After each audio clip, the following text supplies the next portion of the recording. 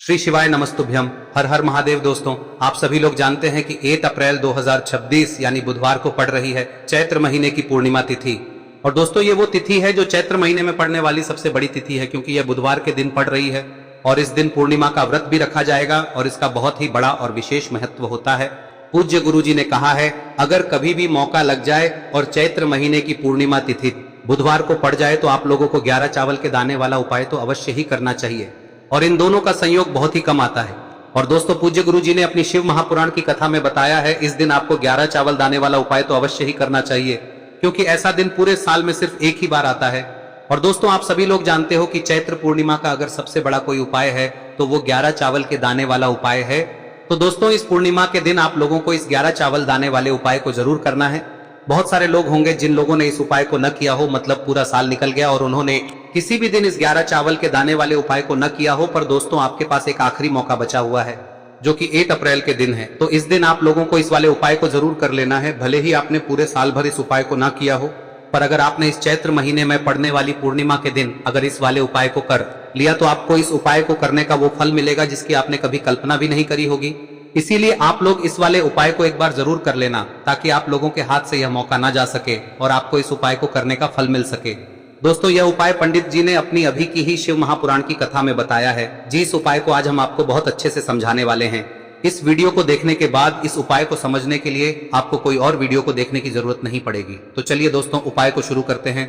देखिए, यह इस चैत्र महीने के बुधवार के दिन यह इतना खास होता है, इतना महत्वपूर्ण होता है।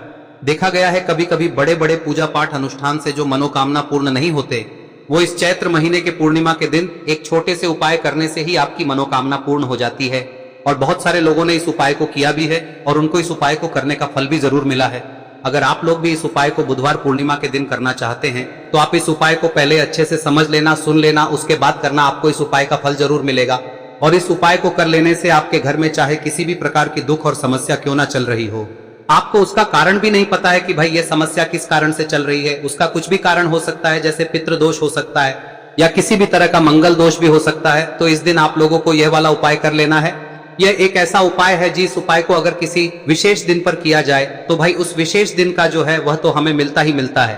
पर हमने उस दिन पर इस उपाय को किया है तो हमें उससे भी बड़ा फल मिलता है, और फल बहुत जल्दी मिलता है, क्योंकि आप इस उपाय को बहुत ही बड़े और विशेष दिन पर कर रहे हो।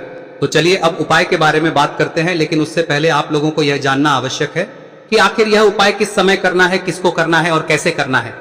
तो चलिए हम आगे आपको वीडियो में एक एक करके बता देते हैं। लेकिन उससे पहले अगर आप लोग हमारे चैनल पर नए हैं तो हमारे चैनल को सब्सक्राइब कर लेना और इस वीडियो को लाइक करके कमेंट बॉक्स में श्री शिवाय नमस्तुभ्यम ओम नमः शिवाय जरूर टाइप कर देना।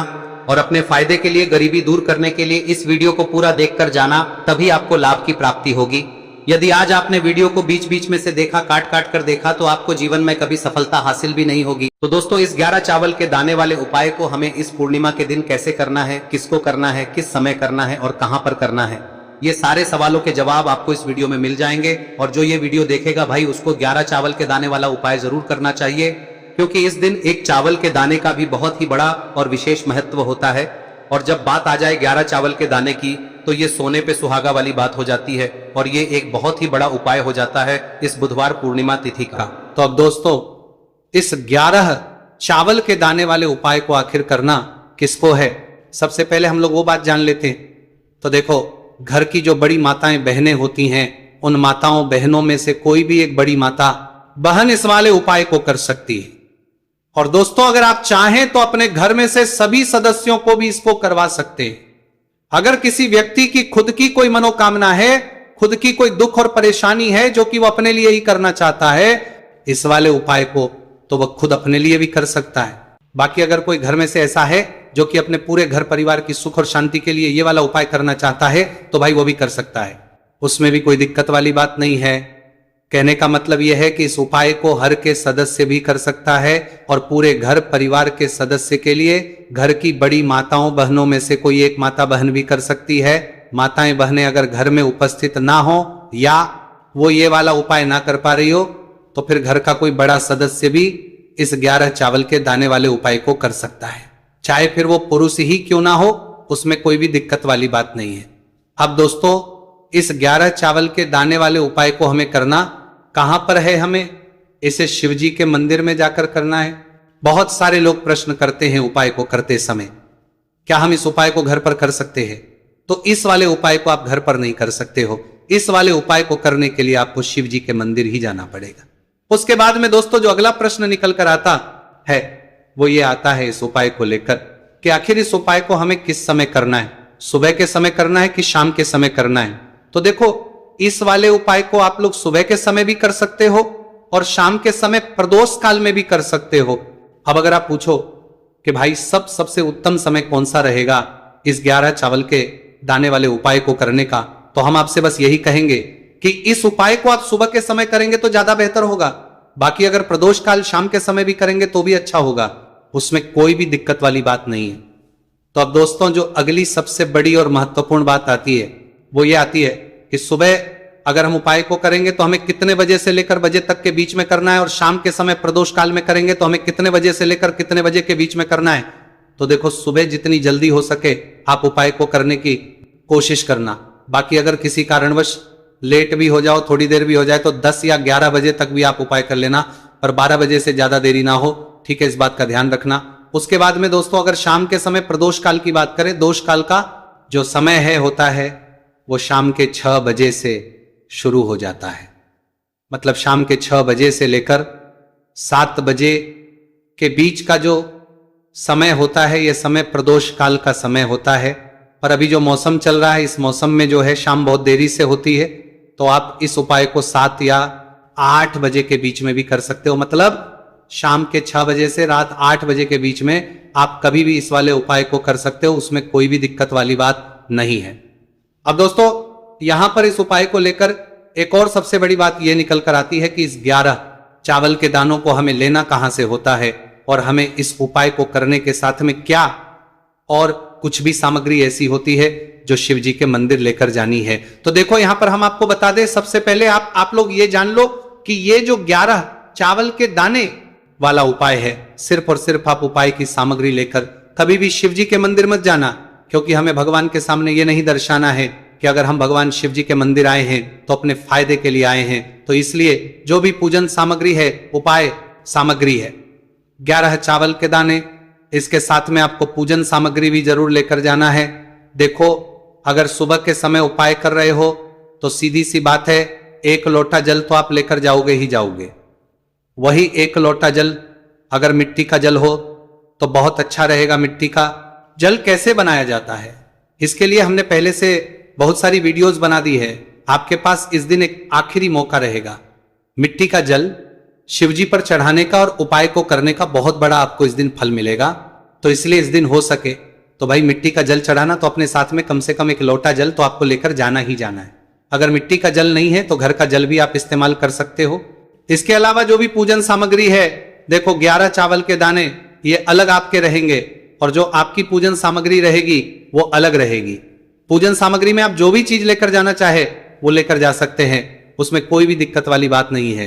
वही अगर हम बात करें शाम के समय की, तो शाम के समय शिवजी पर जल नहीं चढ़ता है, इसीलिए शाम के समय आप लोग एक दीपक तैयार कर ले जो कि गोलबत्ती का, आटे का, शुद्ध देसी गाय का घी का होगा है।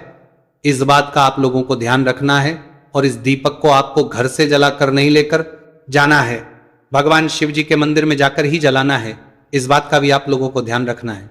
अब दोस्तों यहां पर हमें इस बात को समझना है कि ये 11 चावल के दाने हमें लेना कहां से है, क्या हमें दुकान से लेकर आना है या हमें अपने घर से लेना है या कहां से लेकर आना है और कौन से चावल लेना है, क्योंकि चावल भी बहुत प्रकार के होते हैं। तो देखो इन सभी सवालों के जवाब आप लोग एक बात में सुन लो कि भाई ये जो है इस उपाय में आपको ये नहीं देखना है कि भाई कौन से चावल है कौन से चावल नहीं है, बस जो भी चावल ले रहे हो वो चावल का दाना सबूत होना चाहिए, मतलब साबुत होना चाहिए, टूटा हुआ नहीं होना चाहिए, कटा पीटा नहीं होना चाहिए, ये बात आपको ध्यान रखना है। बाकी आपका चावल बासमती हो या सादा चावल हो या कोई सा भी चावल हो, उसमें कोई भी दिक्कत वाली बात नहीं है। तो सीधी सी बात है कि आपके घर के रसोई घर में जहां पर आप भोजन बनाते हो वहां पर जो भी चावल आपके उपस्थित हो उन चावलों में से अपनी एक कटोरी लेना या एक मुट्ठी चावल अलग से निकाल कर रख लेना, क्योंकि हम 11 चावल ही यहां पर इस उपाय में लेने वाले हैं, तो हमें ये चावल के दाने गिनकर निकालने पर डटेंगे। इस बात का आप लोगों को ध्यान रखना है। तो अपने उस चावल की कटोरी में से या चावल में से 11 ऐसे चावल के दाने आप लोग निकाल लो जो कि टूटे हुए ना हो, कट्टे पीटे ना हो, जिनमें कोई दाग ना लगा हुआ हो, है ना। अच्छे साबुत चावल के दाने 11 दाने आप लोग निकाल कर रख लो और इन किसी भी एक कागज की पुड़िया में या किसी एक छोटी सी कटोरी में आप लोग रख लो, ताकि यह सुरक्षित रहे, आपके एक भी चावल का दाना इधर उधर ना हो और आपका उपाय भी पूरा अच्छे से हो जाए। तो भाई जैसे ही आपका उपाय की जो सामग्री है 11 चावल के दाने ये तैयार हो जाते हैं, उसके बाद में आपको जो भी अपनी पूजन सामग्री है सुबह के समय कर रहे हो तो एक लोटा जल या पूजन सामग्री जो लेकर जाना चाहो उसकी भी तैयारी कर लेना, और किस समय जा रहे हो तो भाई अपना जो दीपक है उसे तैयार कर लेना, ठीक है। और उपाय को करते समय शुद्धता का विशेष रूप से ध्यान रखना, ठीक है। सुबह सुबह स्नान करने के बाद ही उपाय को करने की आप लोग तैयारी करना। उसके बाद अगर शाम के समय की बात करें तो शाम के समय आपको स्नान करने की जरूरत नहीं है, पर शुद्धता का ध्यान रखना है। आपको स्नान तो नहीं करेंगे, आप हाथ मुंह धोकर भी इस वाले उपाय को शाम के समय प्रदोष काल में कर सकते हैं, इसमें कोई की बात नहीं है। तो आप अपने उपाय की पूरी सामग्री तैयार करके आपके पास ही में जो आपका शिव मंदिर हो वहां पर पहुंच जाइए। सबसे पहले शिव मंदिर में जाकर आप लोगों को उपाय नहीं करना है, पहले भगवान के दर्शन करना है, भगवान से आशीर्वाद प्राप्त करना है, फिर शिव जी की शिवलिंग के पास में आना है। शिवलिंग के पास में आने के बाद आप जो पूजन सामग्री लेकर आए हुए हैं, जैसे कि सुबह गए हुए होंगे तो एक लोटा जल और जो भी पूजन लेकर आए हैं आप उनसे भगवान शिव जी की पूजन कीजिए। सबसे पहले तो एक लोटा जल ही चढ़ेगा, उसके बाद में आपकी पूजन सामग्री चढ़ेगी। उसके बाद में अगर दोस्तों शाम के समय अगर आप इस उपाय को कर रहे हो तो अपने साथ में कम से कम एक जो दीपक है गोलबाती का जो आप अपने साथ में लेकर गए हो, उस दीपक को मंदिर में जाकर अपनी माचिस से जलाना है और उस दीपक को शिवलिंग के पास में रखना है, ठीक है। इस दीपक के बाद ही आप लोगों को अपना ये वाला उपाय शुरू करना है, और दीपक को ज्यादा पास में मत रखना, वैसे भी गर्मी पड़ रही है, भगवान शिव जी को आंच नहीं लगनी चाहिए, है ना। तो भाई जैसे ही आपकी पूजा अर्चना हो जाती है आप भगवान शिव जी को प्रसन्न कर लेते हैं। उसके बाद में शिवलिंग के पास ही में आप कहीं पर बैठ जाइए, सामने या आसपास जिस जगह पर आपको बैठना हो वहां पर बैठ जाइए और अपने वो 11 चावल के दाने अपने सामने निकाल कर रख लीजिए, क्योंकि अब यहां पर करने की आपको तैयारी करना है। और इस तरीके से जब आप उपाय करेंगे पूजन सामग्री करने के बाद, पूजन अर्चना करने के बाद, तो आपको उपाय का फल बहुत जल्दी और बहुत बढ़ा होकर मिलेगा। तो अपने 11 चावल के दाने अपने सामने निकाल कर रख लेना, और ये जो उपाय है ये आपकी सीधे हाथ की हथेली से होगा, इसलिए इस बात का भी विशेष रूप से ध्यान रखना है। तो सीधे हाथ की हथेली का प्रयोग करके ही आप लोग अपना इस वाले उपाय को करना। अपने सामने जो भी आपकी कागज की पुड्डियां हैं उसको रख लो, या कटोरी है तो भाई उसे अपने सामने रख लो और अपने वो 11 चावल के दाने निकाल लो, ठीक है। उसके बाद में दोस्तों अब आपको क्या करना है कि शिवलिंग आपके सामने होगी, तो आपने वो 11 चावल के दाने एक एक करके आपको शिव जी के शिवलिंग के ऊपर चढ़ाना है। कहां पर चढ़ाना है? शिवलिंग के ऊपर चढ़ाना है, और कहीं पर भी नहीं चढ़ाना है, आपको अपने हथेली से शिवलिंग के ऊपर चढ़ना है। भले ही फिर वो अपने आप जलाधारी पर गिर जाए या मतलब वहीं पर गिर जाए, उसमें कोई दिक्कत वाली बात नहीं है, पर आप चढ़ाओ शिवलिंग के ऊपर ही। तो आपको क्या करना है, अपना पहला चावल उठाना है, श्री शिवाय नमस्तुभयम बोलना है और शिवलिंग पर चढ़ा देना है। इसी तरीके से दूसरा चावल का दाना उठा है, शिवलिंग पर चढ़ाना है और मंत्र बोल देना है, और फिर तीसरा चावल का दाना उठाना है, श्री शिवाय नमस्तुभयम बोलना है और चढ़ा देना है। इसी प्रकार से आपको पूरे 11 चावल के दाने एक एक करके शिवजी के शिवलिंग के ऊपर चढ़ाना है और भगवान से प्रार्थना करते जाना है। मतलब प्रार्थना तो आपको आखिरी में करना है, पर हर एक के दाने को चढ़ाते समय श्री शिवाय नमस्तु भयम जरूर बोलना है। उसके बाद ही में ये चावल का दाना शिवलिंग के ऊपर आपको चढ़ाना है। जैसे ही आपके 11 चावल के दाने शिवलिंग के ऊपर जाते हैं तो भाई उसके बाद में आपको क्या करना है, भगवान से अपनी मनोकामना बोलना है। मनोकामना भी कब बोलना है? जब आपका 11 चावल का दाना आपके सीधे हाथ की हथेली में हो और आप उसे चढ़ाने के लिए जा रहे हो, श्री शिवाय नमस्तुभयम बोलकर उस आखिरी चावल के कुछ शिवलिंग के ऊपर चढ़ा देना और भगवान से फिर अपनी वहां मनोकामना बोल देना। जिस मनोकामना के लिए आप लोग अपना ये वाला उपाय कर रहे हो, जिस भी दुख और परेशानी के लिए आप लोग अपना ये वाला उपाय कर रहे हो, उसके बाद में जैसे ही आप अपनी मनोकामना बोल देते हो आपका ये वाला उपाय पूरा हो जाता है। पर दोस्तों उपाय को करने के बाद आप लोगों को 2 मिनट भगवान शिव जी के मंत्र का जाप जरूर करना है। और मंत्र का जाप करने के बाद भगवान एक और बार प्रार्थना करना है अपनी मनोकामना के लिए या अपनी जो भी दुख और परेशानी है उसके लिए।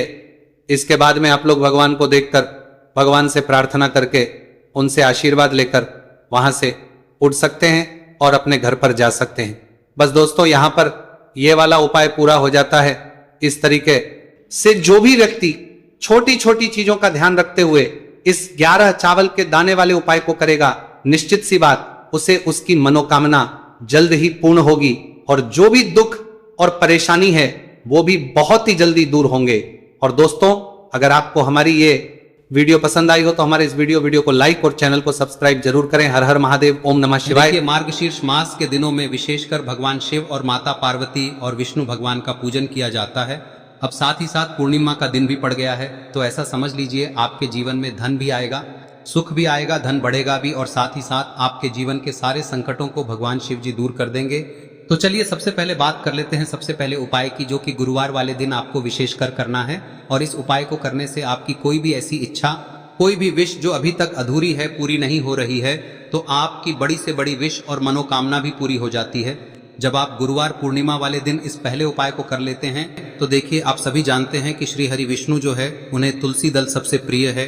बिना तुलसी माता के श्री हरि विष्णु अधूरे हैं और बिना तुलसी पत्तों के श्री हरि विष्णु का भोग अधूरा है। अब श्री हरि विष्णु को प्रसन्न करके आप अपनी किसी भी मनोकामना को पूरा कर सकते हैं, क्योंकि श्री हरि विष्णु प्रसन्न हो गए तो आपकी कोई भी विश और इच्छा मनोकामना अधूरी नहीं रहेंगी। तो आपको तुलसी के 5 पत्ते लेने हैं। अब ये 5 तुलसी के पत्ते जो आपने लिए हैं, ये 5 तुलसी के पत्ते आपको श्री हरि विष्णु को अर्पित करने हैं। अपने घर के मंदिर में ही ठीक है, ऐसा आपको करना है। आपके घर में श्री हरि विष्णु की कोई मूर्ति है, प्रतिमा है, वहां पर यह 5 तुलसी के पत्ते आप रखें और साथ ही साथ एक देसी घी का दीपक गोल बाती का आपको लगाना है और ओम नमो भगवते वासुदेवाय नमः इस मंत्र का आपको 11 बार जप करना है। देखो मंत्र कौन सा है, ओम नमो भगवते वासुदेवाय नमः, और फिर श्री हरि विष्णु से अपनी विश, अपनी इच्छा, अपनी मनोकामना कह देना और फिर देखना आपकी विश और इच्छा, जो भी आपकी मनोकामना है, जो भी अपने जीवन में आपको चाहिए। अगर निर्धनता बहुत है, आप अपने घर से गरीबी को दूर करना चाहते हैं, या फिर धन आपका बढ़ता नहीं है, आप चाहते हैं कि आपका धन बढ़े, या फिर आपके घर में फिजूल खर्ची बहुत होती है, पैसा आपके पास नहीं रुकता है, आप चाहते हैं कि पैसा आपके पास रुके, या फिर घर में कोई व्यक्ति ऐसा है जो बहुत बीमार रहता है, या फिर किसी का विवाह नहीं हो पा रहा है, तो जो भी आपकी इच्छा है, जो भी आपके विश है, बस एक बार श्री हरि विष्णु से कह दें। दिन है, साथ ही 7 साल का सबसे बड़ा दिन है। यह दिन इतना उत्तम है कि जो आप श्री हरि विष्णु से मांग लेंगे, जो उनसे कह देंगे, वह आपकी विश, आपकी मनोकामना को बहुत जल्दी पूरा कर देंगे। तो यह पहला उपाय है। चलिए बात करते हैं दूसरे उपाय की। देखो, यदि आपके जीवन में आर्थिक संकट बहुत अधिक हो रहे हैं, धन की समस्या लगातार जीवन में बनी हुई है, एक एक रुपयों को प्राप्त करने के लिए आपको बहुत अधिक मेहनत कर रहे हैं, तो आज रात्रि में सोने से पहले आपको हो यह चमत्कारी दीपक का उपाय अवश्य करना है। या फिर यदि आपका जो व्यापार है